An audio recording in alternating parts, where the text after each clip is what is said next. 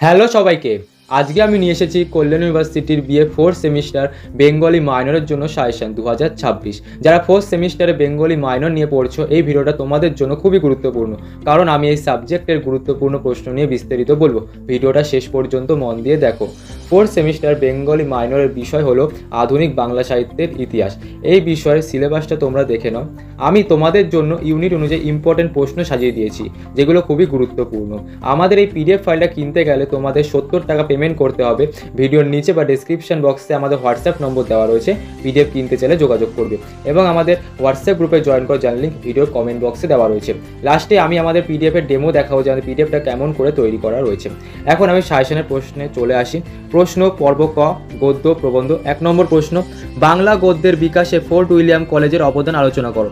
অথবা বাংলা গদ্যের বিকাশে William carry, Ramram Basu ও মৃত্যুঞ্জয় বিদ্যালঙ্কারের অবদান আলোচনা করো। বাংলা গদ্যের বিকাশে রাজা রামমোহন রায়ের অবদান আলোচনা করো।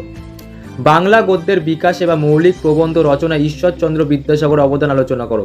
অথবা বিদ্যাসাগর বাংলা ভাষার প্রথম যথার্থ শিল্পী ছিলেন।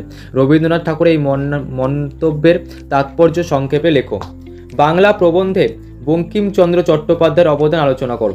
বাংলা গদ্যের বিকাশে বা বাংলা প্রবন্ধ সাহিত্যে রবীন্দ্রনাথ ঠাকুরের অবদান আলোচনা করো। কাব্য ও কবিতা। 1 নম্বর প্রশ্ন, যুগসন্ধির কবি হিসাবে ঈশ্বরচন্দ্র গুপ্তের অবদান আলোচনা করো। বাংলা কাব্যে মধুসূদন দত্তের অবদান আলোচনা করো। ভোরের পাখি কাকে বলা হয়, তার কবি প্রতিভার পরিচয় দাও। অথবা বাংলা গীতিকাব্যের ধারা বিহারীলাল চক্রবর্তীর অবদান আলোচনা করো। বাংলা কাব্যে জীবনানন্দ দাশের অবদান আলোচনা করো। বাংলা কাব্যের ধারায় কাজী নজরুল ইসলামের অবদান আলোচনা করো। অথবা বিদ্রোহী কবি কাকে বলা হয়, বাংলা কাব্যের ধারায় তার অবদান আলোচনা করো। বাংলা কাব্য ধারায় রবীন্দ্রনাথ ঠাকুরের অবদান আলোচনা করো। সাময়িক খ, পর্ব খ, সাময়িক পত্র। দিগদর্শন ও সমাচার দর্পণ পত্রিকার পরিচয় দাও। বাংলা সাময়িক পত্রের ধারায় সংবাদ প্রভাকর পত্রিকার অবদান বা গুরুত্ব আলোচনা করো। বাংলা সাহিত্যে বঙ্গদর্শন পত্রিকার ভূমিকা সংক্ষেপে লেখো। বাংলা সাময়িক পত্রের ইতিহাসে সবুজ পত্র পত্রিকার গুরুত্ব আলোচনা করো। বাংলা সাময়িক পত্রের ধারায় কল্লোল পত্রিকার গুরুত্ব আলোচনা করো। নাটক। 1 নম্বর প্রশ্ন, বাংলা নাটকে মধুসূদন দত্তের অবদান আলোচনা করো। বাংলা নাটকে দীনবন্ধু মিত্রের অবদান আলোচনা করো। বাংলা নাটকে গিরিশচন্দ্র ঘোষের অবদান আলোচনা করো। বাংলা ঐতিহাসিক নাটকে দ্বিজেন্দ্রলাল রায়ের অবদান আলোচনা করো। রূপক সাংকেতিক নাটকে রবীন্দ্রনাথ ঠাকুরের কৃতিত্ব বিচার করো। পর্ব গ, উপন্যাস। 1 নম্বর প্রশ্ন, বাংলা উপন্যাসে বা কথা সাহিত্যে বঙ্কিমচন্দ্র চট্টোপাধ্যায়ের অবদান আলোচনা করো। অথবা সাহিত্য সম্রাট কাকে বলা হয়, বাংলা উপন্যাস রচনায় তার শ্রেষ্ঠত্বের পরিচয় দাও। বাংলা উপন্যাসে রবীন্দ্রনাথ ঠাকুরের অবদান আলোচনা করো।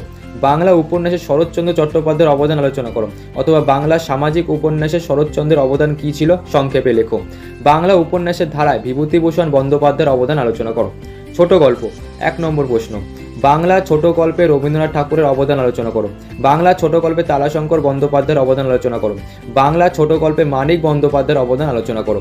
বাংলা ছোট গল্পে রাজশেখর বসু বা পরশুরামের কৃতিত্ব বিচার করো। এই ছিল আমাদের সাজেশন প্রশ্ন। এবার তোমরা আমাদের পিডিএফে ডেমো দেখো। এই প্রশ্নগুলো পড়লেই তোমরা পরীক্ষাতে কমন পাবে, তাই দেরি না করে পিডিএফটা আমাদের কাছ থেকে সংগ্রহ করো। এই সাজেশনের পুরো পিডিএফটা আমি তৈরি করেছি, যেখানে প্রত্যেকটা ইউনিট অনুযায়ী গুরুত্বপূর্ণ প্রশ্ন, ছোট আর বড় প্রশ্নের সাজেশন দেওয়া রয়েছে। আমাদের পিডিএফের প্রত্যেকটা প্রশ্ন পয়েন্ট আকারে রয়েছে, যাতে তোমরা ভালোভাবে বুঝে পড়তে পারো।